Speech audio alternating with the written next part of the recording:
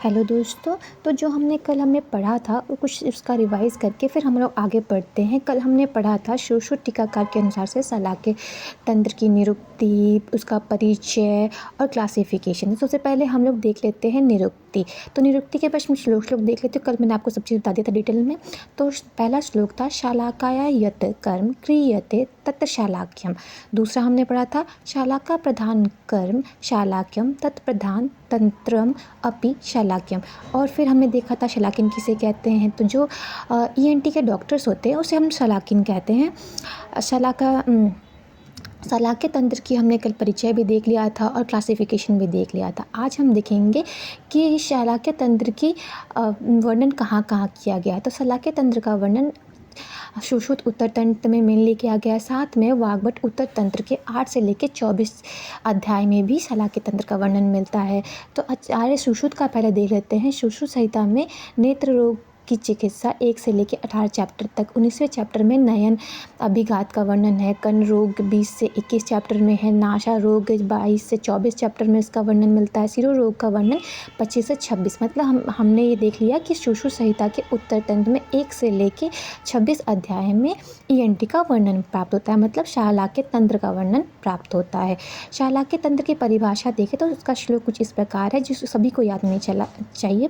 शालाक्यम नाम ऊर्ध्वजत्रुगतानां रोगानां श्रवण नयन वदन घ्राण आदि संचितानां व्याधिनां उपशमनार्थम। मतलब यहाँ ये कह रहा है कि जत्रु के ऊर्ध्व में जो भी रोग होते हैं उसकी जो चिकित्सा बताई गई है, जिस शास्त्र में प्राप्त होता है, उसे हम लोग क्या कहते हैं? तो शलाक्य कहते हैं। तो वही हिंदी में लिखा गया है। जत्रु के ऊर्ध्व स्थित कान, नाक, आँख, मुख आदि स्थानों में जो व्याधि उत्पन्न होती है उसकी चिकित्सा जिस विशेष विज्ञान में दिया गया है उसे शलाक्य तंत्र कहते हैं। तो अब हम देखते हैं शलाक्य तंत्र की इतिहास। तो इसका हम पहले भगवत गीता के अनुसार से देख लेते हैं। तो निमि ना तो इसमें कुछ ऐसे दिया कि इक्ष्वाकु जो थे राजा एक थे, उनका पुत्र निमि था।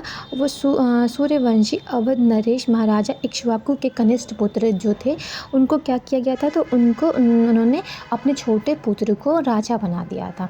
इससे क्या हुआ कि निमि जो थे वो नाराज़ हो गए और उन्होंने अपना देश छोड़ के चले गए।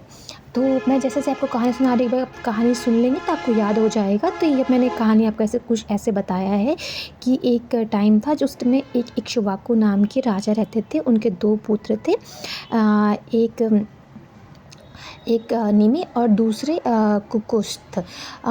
तो उन्होंने क्या किया, तो अपने छोटे बेटे कुकुस्थ का राज्याभिषेक कर दिया। इससे क्या हुआ कि निमि बड़े थे, उनको दुख हुआ।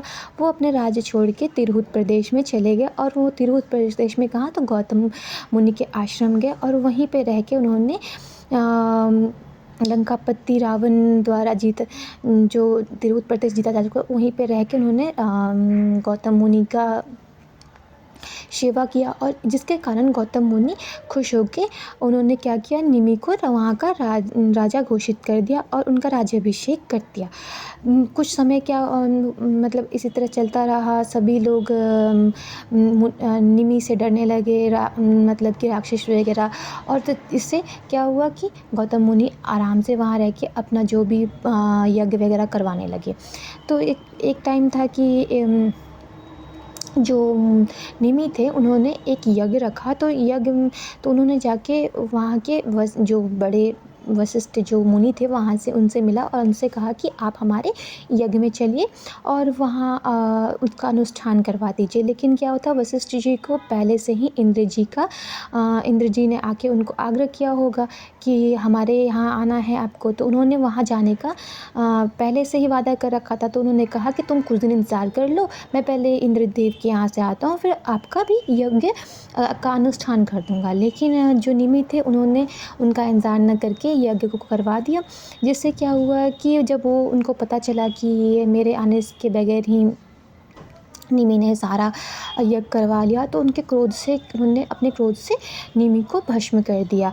तो वहाँ के जो सभी देवताएं थे उनको ये सब देख के बुरा लगा। उन्होंने निमि को पुनर्जीवित करने की कोशिश की। तो निमि ने कहा कि अपने जो मृत शरीर में वापस जाने से उन्होंने मना कर दिया, इसलिए उनको विदेह भी कहा जाता है।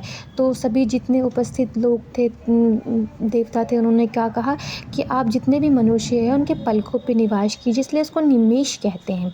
और साथ में उनके अंदर से, निमि के अंदर से एक पुत्र की उत्पत्ति हुई, इसीलिए उन्हें जनक भी कहा जाता है।